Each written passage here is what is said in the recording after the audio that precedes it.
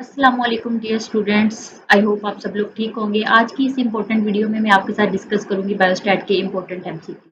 तो बढ़ते हैं हम अपनी वीडियो की जानिब। फर्स्ट स्लाइड है हमारी। What is the primary purpose of biostatistics? Biostatistics का प्राइमरी पर्पस क्या है? To develop new drugs, to analyse and interpret data in the biological and health sciences. यही इसका सही आंसर है। ऑप्शन बी इसका ठीक आंसर है कि डाटा को एनालाइज करना, उसको इंटरप्रेट करना डाटा को, और उसको बायोलॉजिकल और हेल्थ साइंसेज में यूज करना। ये इसका प्राइमरी पर्पस होता है स्टैटिक्स का। क्वेश्चन नंबर 2 है, which of the following is a measure of central tendency? Central tendency का कौन सा मेजर है? तो हमें पता है कि ये मीन है। ऑप्शन सी इसका ठीक आंसर है। अगला क्वेश्चन है, what does a P value of less than 0.05 indicates? अगर पी वैल्यू जो है वो 0.05 से लेस होगी तो इसका क्या मतलब है? ठीक है, इसका मतलब है कि हम 0.05 से कम है पी वैल्यू तो नल है, ये रिजल्ट्स जो है वो सेटिस्फैक्टरी सिग्निफिकेंट हैं, या there is a 5% chances that the observed results occurred by the random chances. हाँ, ये ठीक है क्योंकि मतलब 0.05 से लेस है तो मतलब 5% चांसेस है जो हमने रिजल्ट्स किए हैं वो रैंडम चांसेस पे किए हैं वो ठीक है, और नल हाइपोथेसिस को हम रिजेक्ट कर देंगे। तो इसका ऑप्शन बी एंड सी ठीक है कि जब 0.05 से पी वैल्यू की कम होगी तो हम नल हाइपोथेसिस को रिजेक्ट भी करेंगे। इंपॉर्टेंट एमसीक्यूज है, आपने याद रखना है। ऑप्शन डी इसका ठीक है, बी एंड सी। अगला क्वेश्चन है, in a normal distribution what percentage of data falls within one standard deviation of the mean? आपको पता होना चाहिए कि ये उन्होंने फर्स्ट का पूछा है, आपको तीनों की टोटल 3 होते हैं तो आपको तीनों का पता होना चाहिए। फर्स्ट में कितने हैं, सेकंड में कितने हैं और थर्ड में कितने हैं। फर्स्ट में 68 होते हैं, नेक्स्ट में 95 होते हैं और उससे अगले जो थर्ड होता है उसमें 99.5 7 होते हैं।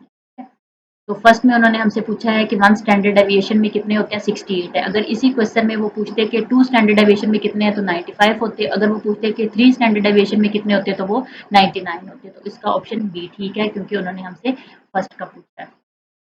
अगला क्वेश्चन है, which of the following is a non parametric test? इनमें से कौन सा नॉन पैरामेट्रिक टेस्ट है? T test, ANOVA test, Mann Whitney U test, या पियर्सन कोरिलेशन टेस्ट? बाकी ये सारे टेस्ट जो हैं ये हमारे पास पैरामेट्रिक टेस्ट है। जो मैन वाइटनी यू टेस्ट है ये हमारे पास पैरामेट्रिक टेस्ट नहीं है।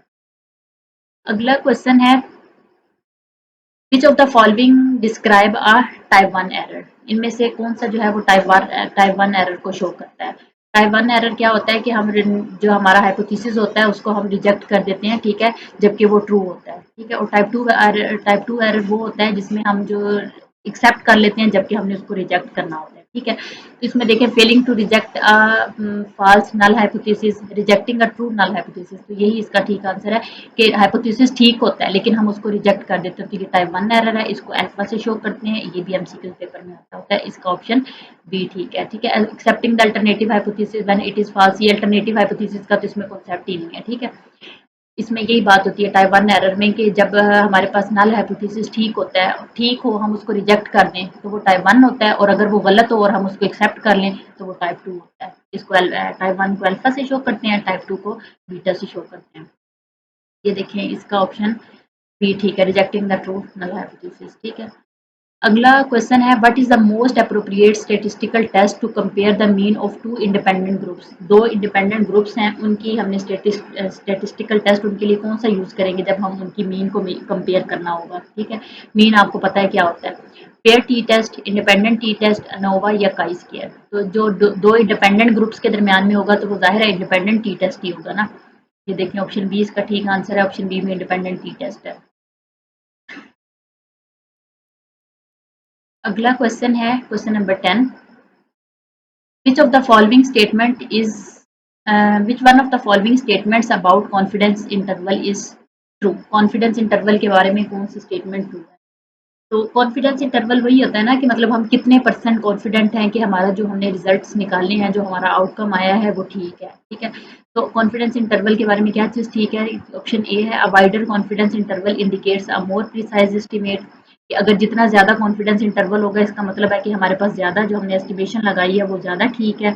ऑप्शन बी है, a confidence interval gives a range of value that likely include the population parameter. ये हमें कॉन्फिडेंस इंटरवल हमें वो डाटा देता है जो कि हमारी पॉपुलेशन पैरामीटर में होता है। या फिर the confidence interval and the confidence level indicates the proportion of samples that will produce a confidence interval containing the true parameter, या फिर बी एंड सी। इसका ऑप्शन डी ठीक है, बी एंड सी। ये एक तो इसमें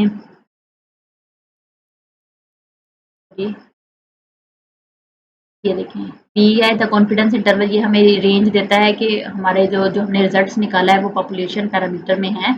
और सी में उसने कहा है the confidence interval indicates the proportion of sample that it will produce a confidence containing, मतलब कि हमें ये एक ना वो देता है, आइडिया देता है, हमें कॉन्फिडेंस देता है कि हम बता सकें जो हमने डाटा निकाला है वो ट्रू पैरामीटर से, उसमें मतलब जो कितना ठीक है और कितना गलत है। ठीक है, ये कुछ इंपॉर्टेंट एमसीक्यूज थे बायोस्टैटिक्स के।